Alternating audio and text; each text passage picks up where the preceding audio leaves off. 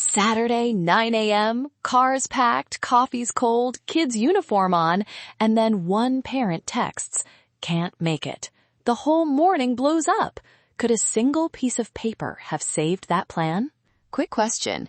If you and your partner sign a postnuptial after a big life change, can that agreement actually protect kids' weekend routines, game day plans, and the little rituals that make a family feel steady?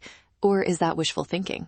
Welcome to Danny's Den. Today, we're talking about postnups, how they work, what they can realistically protect, and how to raise the idea without making it sound like a breakup rehearsal. Stick with me for about 10 minutes and you'll walk away with practical language, a lawyer-ready checklist, and one simple playlist trick you can use tomorrow morning.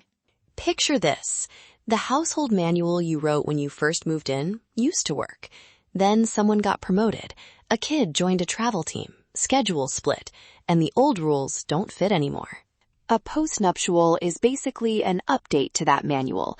Done while you're married, it can set expectations about money, property, and routines, so day-to-day life stays smoother when things change.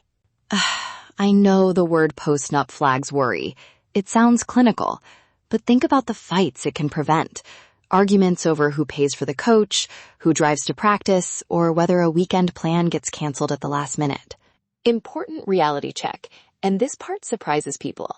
Courts generally won't let private papers freeze custody or long-term parenting time if the kid's needs change. Judges put children's best interests first, and they can set aside agreements that conflict with that. So here's the practical split. Some clauses hold up pretty well in court, mostly financial and property promises, and other clauses are more like well-written preferences. Enforceable stuff tends to be measurable, a savings account labeled for education, an agreed schedule of contributions to childcare, or a clear division of specific property, especially when both people disclosed finances and had a chance to get advice. Less enforceable are absolute promises, like "I will always take the kids to every Eagles home game." That reads as a preference, and a judge can change it if circumstances make another plan better for the children. Listen, we don't want to lock traditions out of existence. We want to translate rituals into concrete supports that courts respect. Instead of trying to promise attendance forever, do this. Set up a joint activity fund for tickets and travel.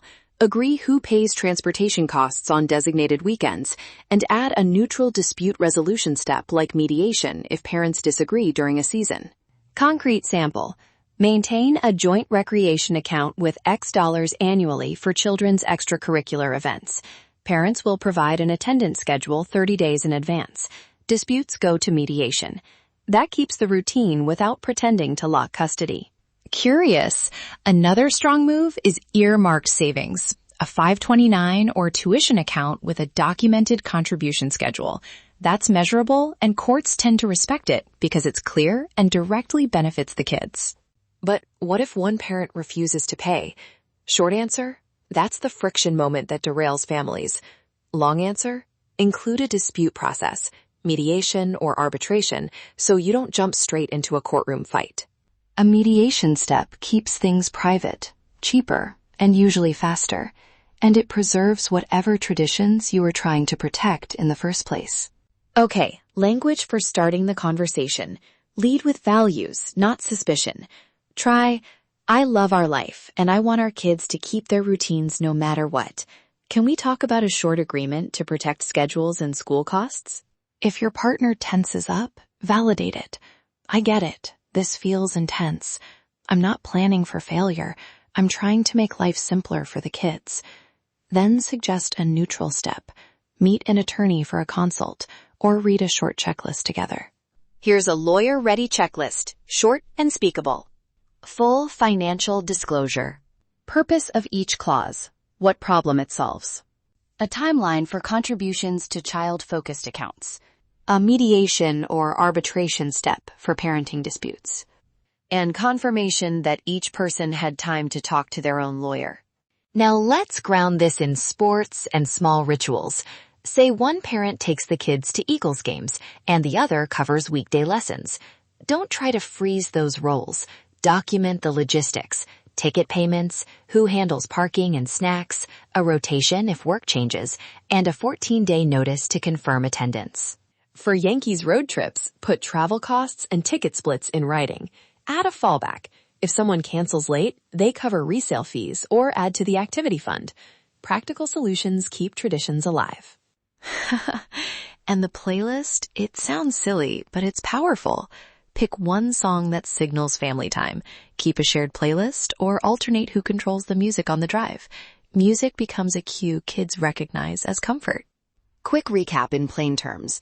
Use a Postnup for clear financial commitments that back routines. Don't try to lock custody or daily tasks into absolute promises. Include mediation clauses and start the conversation from care for the kids, not fear. If you can take one concrete step today, schedule a 30-minute consult with a family law attorney or sit down with your partner and write 3 routines you both want preserved. Start with money and logistics, not promises a court can't enforce. If you want help, email me at danielle@thelegalassistancecenter.net to book a free 30-minute consultation. Drop a comment with topics you'd like covered next and hit subscribe so you don't miss future episodes. One last thing. Pick a family-friendly hip-hop track or any upbeat song that gets everyone moving to the car. Play it consistently and it becomes a tiny ritual that says, we're together no matter what changes come. Subscribe to Danny's Den for weekly episodes on law, love, parenting, sports, and pop culture. Let's chat.